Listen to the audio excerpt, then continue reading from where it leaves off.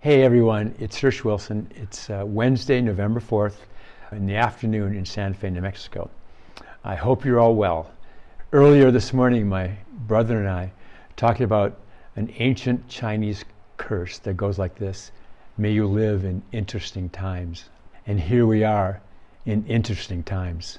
I want to take a step back for a moment and just look at the situation we're currently in.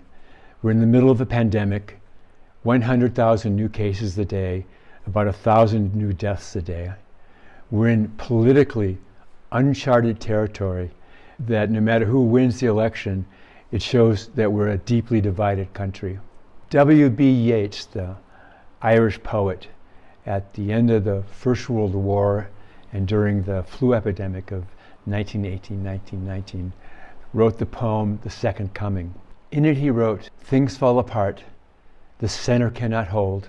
The best lack all conviction, while the worst are full of passionate intensity." I think of it this way, very simply: the chest pains you feel, the lack of being able to sleep, difficulty even finishing a conversation, are all normal reactions to the situation we currently find ourselves in. It sucks, but we are in a whirling dervish of anxiety. So there's a principle that I'm working with that I think could benefit a lot of us, and it's called equanimity.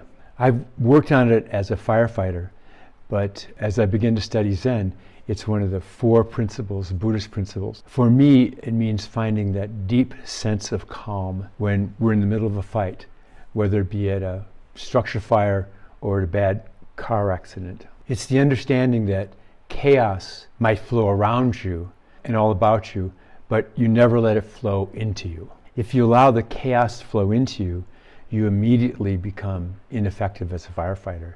You simply become another bystander, panicked, running around. So it's really important for firefighters that they find that sense of inner calm in order for them to do effective work. In that sense, firefighting is really a mental vocation, a mental game. It's about controlling your thinking and your emotions, even in the middle of horror. We learn that we can collapse later, but during the scene, we need to be the calm at the center of the storm. Now, there are techniques that firefighters learn to kind of develop the sense of equanimity. The first is using a mantra, although firefighters will never ever say they use a mantra, but it is, and here's one I use. When we're responding to what I know is a bad call, I repeat in my mind, "This is not my emergency. This is not my emergency." It's somebody else having maybe the worst day of their lives, but it's not my emergency. And in saying that, it helps me stay focused.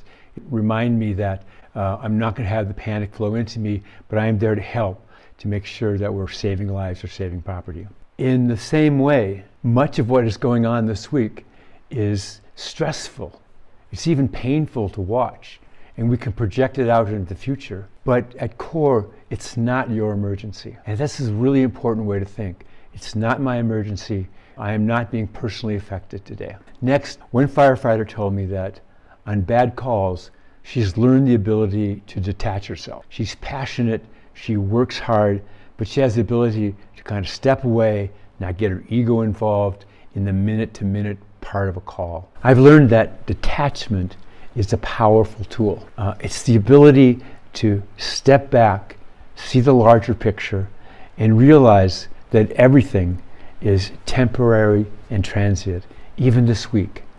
This week will pass. Finally, and maybe this is just me, I need a placeholder, a visceral reminder of what equanimity means, so that when I begin to whirl, I have some place to go to regain my composure. I think of it this way: most of the time, and especially this year, we're in the rapids, we're in the current, we have a fire hose of water and information coming at us, trying mightily to disrupt us. To distance myself from the torrents, I imagine a calm, still pond full of cattails and birds and life, but mostly still. I think this is who I want to be: calm, still, and watching.